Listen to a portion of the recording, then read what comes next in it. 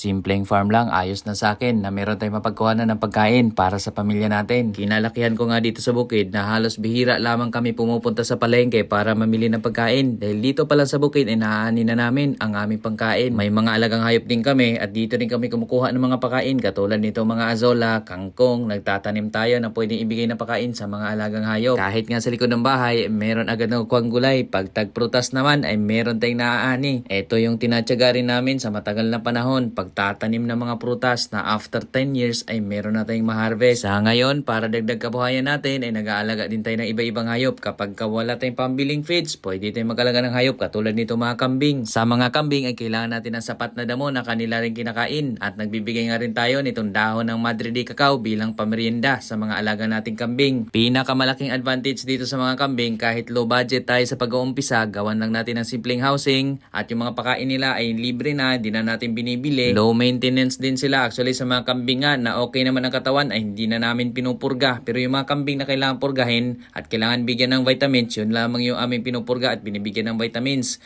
Pero pag maganda naman katawan, ay hinahayaan lamang namin sila dyan sa mga damuhan na kumakain ng mga damo. Kapag naman nais natin na ma-maximize yung ipakain sa kanila, pwede tayo maghiwalay ng area na pagtatamnan natin mga pakain ng mga kambing katulad ng napier grass. At dito nga sa lambat namin, ang tinatanim namin itong Madre de Cacao. Dahil itong Madre de Cacao, kinakain nila mga dahon nito. Marami pa din tayong pwedeng itanim na ipapakain sa mga alaga katulad din ng ipil-ipil. Marami nga nangunguha lamang doon sa tabi ng mga sapa ng mga pakain sa mga kambing nila. Nangungumpay sila. Kung maliit naman yung space, medyo matrabaho lang talaga. At doon sa may mga existing na rin na mga lupain na tinutubuan na lamang palagi ng damo, laging nililinis, ay maiging lagyan natin ng mga kambing kung ito'y nakalambat naman at hindi makakaperwisyo doon sa mga kapitbahay. Kasi minsan, kapag may mga kambing tayo, ang pinaka-negative lang talaga doon ay kapag sila ay nakatakas yung kambing natin, pumupunta sa tanim ng mga kapitbahay, doon tayo nadidismaya. At dito sa pag-alaga ng kambing din, pwede nga rin tayo mag-umpisa dito ng kaunti muna. Importante, meron tayong mga babaeng kambing. Kung halimbawa may 5 inahin, tapos meron tayong isang barako, so mas mabilis na yan. After ilang taon ay meron ng madadagdag dyan kasi mga anak yung mga kambing natin. Yung mga babaeng anak nun, sa amin hindi namin binibenta, pinapalaki din namin yon hanggang sa magkaroon din ng mga anak. Nagpapalit lang din pala kami dito ng barako kapag may mga anak na rin silang malalaki, yung magbubuntis na rin mga anak. So pinapalitan namin yung barako para hindi naman sila magkaroon ng inbreeding, para iba yung lahi ng ating barakong kambing na ipapalahi naman doon sa mga inahin. At ang gamit namin mga barako dito, yung upgraded na rin para malalaki yung mga anak nila. Yun yung mga paraan namin, habang yung mga lalaking kambing, yan yung usual na pinabebenta namin para doon sa pang-meat naman. So dito sa kambing, isa rin siya magandang investment pagdating naman sa income natin kasi para tayo nag-iipon dito. No, medyo matagal lang, hindi ganoon kabilis, hindi katulad ng baboy, manok, mas mabilis silang dumami. No, pero mas magastos sila. Pero itong kambing, habang nandyan sila sa farm natin, habang tumatagal na hindi natin namamalayan, dumadami na pala sila. So yung investment natin, halimbawa, namili tayo ng kambing, halagang 20,000 pesos yung puhunan natin, hanggat inaalagaan natin silang maigi. So pagsapit naman ng mga 2-3 taon, posible mag times 2 times 3 na rin yun kapag binenta natin lahat ng mga kambing na yun. Kasama yung mga anak ng ating mga kambing na inaalagaan. Mahalaga lamang doon, may housing silang nauuwian, meron silang makain ng mga damo, at meron silang tubig na maiinom. Although ang kambing, napapansin natin, bihira lamang uminom, pero kailangan pa rin na may access sila sa tubig na maiinuman nila. Kaya nga rin ako nainganyo sa pag-alaga ng kambing dahil nga doon sa after ilang taon ay posibleng dumadami na sila kapag nangalagang maigi. No, kumpara sa yung pera ko ay nakalagay lamang sa bangko, every year maliit lamang ang porsyento ng tubo. Pero kapag nandito sa farm ay lumalaki siya. At dumadami yung mga kambing. Habang yung binili natin, yung presyo nun, same pa rin yung presyo pag binenta na natin. Tapos meron pa siya mga anak. Although dito sa amin, hindi ko binibenta yung mga babae naming kambing, maliban na lamang doon sa mga pangkal na o talagang hindi na nanganganak na maayos. Pansin ko nga, medyo matagal na kami nagkambing. Nasa 5 taon na, marami nga mga inahin natin dito. Tuloy-tuloy pa rin ang panganganak. Kaya talagang nga namang napaka-productive pa rin. Bukod sa kambing, kung nais pa natin ng dagdag alaga, na damo rin ang pagkain at hindi na natin kailangang bilhin ng feeds, nandito rin ang baka. Mas mahal ang baka, mas matagal siya mga anak dahil ang kambing nasa 5 months lamang yung kanyang pagbubuntis, mga anak na siya, habang itong baka nasa 9 na buwan yung pagbubuntis ng mga baka, kahit medyo matagal silang dumami pero mas mahal naman. Sa pag-uumpisa din ito, kung nais natin ay may enjoy natin yung pag-aalaga, pwede tayong mag-alaga ng kahit anong hayop. Pero kapag nais natin yung talagang kikita tayo, tingnan din natin yung market para malaman natin kung ano yung mga dapat nating alagaan doon sa lugar natin. Kung halimbawa, sa mga kambing, wala namang bumibili doon sa lugar natin.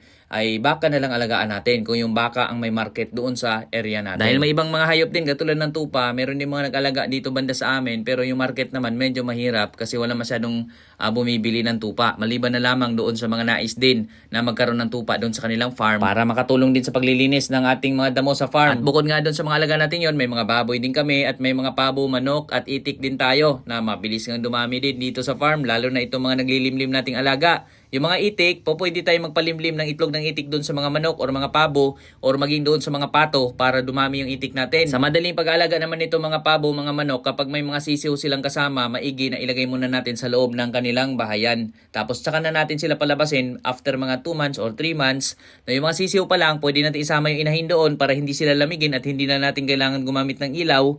At ang ipakain natin doon sa mga sisiw na yon ay chick booster. Kapag malaki na sila, ay dahan-dahan nating sanayin sa labas hanggang sa ganito na, no, naka-free range yung mga alaga natin at dito nakatipid na tayo, hindi na namin kailangan ng chick booster. Ang pakain namin ngayon, kangkong na may darak, na may halong mais. Yan yung mga pinapakain natin which is mga natural na. Kahit na hindi na tayo bumili ng feeds, kung meron naman tayong tanim na mais, meron tayong kangkong, meron tayong palayan, yung mga darak nun, yun yung gagamitin natin pakain sa mga alaga. Habang yung bigas naman, yun yung syempre pang atin yun. Tapos ganun din ang mga saging. Pwede rin natin kuhanin yung mga katawan ng saging, i-chop natin maninipis yan. Tapos pwede nating haluan ng darak. Mais ay swabe na yung pakain sa mga alaga natin kung naka-free range naman sila. Pero kapag nakakulong lang, ay iba naman yung klase ng pagpapakain nun. Kung nasa loob lamang sila ng isang maliit na space, usually feeds talaga pinapakain sa kanila kasi wala silang ibang makain. No, hindi katulad na naka-free range sila, bukod dun sa binibigay naming pakain na natural, ay nakakain din sila ng mga damo pa, dagdag sa mula sa paligid. Tapos meron din sila nakakain ng mga insekto na nandyan sa paligid natin. Itong area na pinaglalagyan ko nito manok at pabo at itik na nandito sa ibabaw, kailangan lang may tubig lagi dyan, no? Lalo na itong mga itik.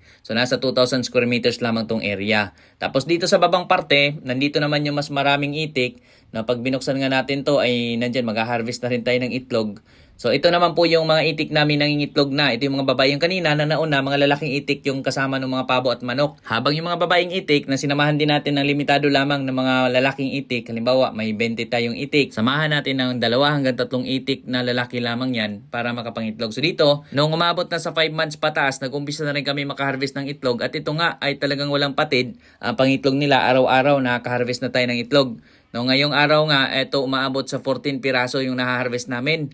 At itong loob ng kanilang bahayan, kailangan din may ipa o dayami, yung mga dahon-dahon na mula sa labas. Pwede mga kogon kung wala tayo nito nang hindi rin masyado nagpuputik yung mga itlog nila. Minsan kasi pag binubuksan ko tong bahayan ng itik, sa labas sila ng itlog at nandun sa putikan kinaumagahan, sobrang maputik yung mga itlog nila at yun ay reject, hindi natin yung maibibenta. Pinakamasayang bahagi ng farming ay kapag nangitlog na yung mga alaga natin at meron tayong na-harvest sa paligid na libre natin nakukuha bilang pagkain. Etong dito banda naman, ito yung mga itik na pinapalaki pa lamang natin at hindi pa ito nag-umpisa mga itlog. Kahit sa ngayon, ang pagkain natin sa kanila, yung mga natural na nakukuha natin, mga kangkong, halong darak at mais. Yan yung mix natin na pinapakain dito sa mga itik na pinapalaki pa lamang namin.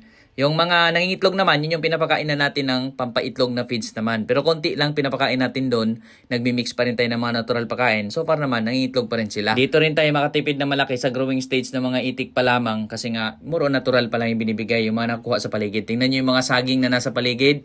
Yung mga dahon yan, pinang-mimix ko rin sa pakain sa kanila. Tapos kapag may mga sirang saging, yung mga katawan, dahon ng saging yun, pinagsama-sama natin yan, yung minimix natin doon sa mais, darak, no? Yan yung pakain natin. No? Itong ngayon nga, purong organic talaga to, natural na pakain itong binibigay natin sa ngayon dito sa mga itik na to. Kalakas nilang kumain. Pag marami kasi sila, naobserbahan ko, ay walang kaarte-arte, talagang nag-aagawan. Once na nag-aagawan na sila, talagang napakalakas nilang kumain. Katulad din ng mga pabo kanina na pinapakain natin, pabo, manok. Dahil marami sila, ay wala silang kaarte-arte kahit na mais na buo, binibigyan natin, ay kinakain nila yan. Pero obserbahan natin, pag konti lang yan, maarte yan, lalo na kung nasusobrahan sila sa pagkain. No, talagang hindi nila kakainin yung binibigay mo mga natural, katulad ng mais. Mas gusto pa rin nila yung feeds. Pero dito sa amin, nakasanayan na dahil ngayon medyo marami sila nag-aagawan kaya wala tayong problema sa pagpapakain sa kanila ng mga natural na pagkain na available dito. Kailangan lamang din talaga dito pag nag-aalaga tayo ng hayop ay dapat may oras, may panahon tayo para sa pag-aalaga sa kanila. Although maganda dito as sideline muna kasi hindi rin madali ang pag-aalaga ng hayop. No, lalo na kung maramihan, kailangan mo pa rin ng panggastos. Kung wala kang tanim na mais, kailangan mo bumili. Kung wala kang mga palayan, kailangan mong bumili ng darak. So medyo gumagastos ka rin kahit na natural na pagkain yung binibigay natin dito sa kanila.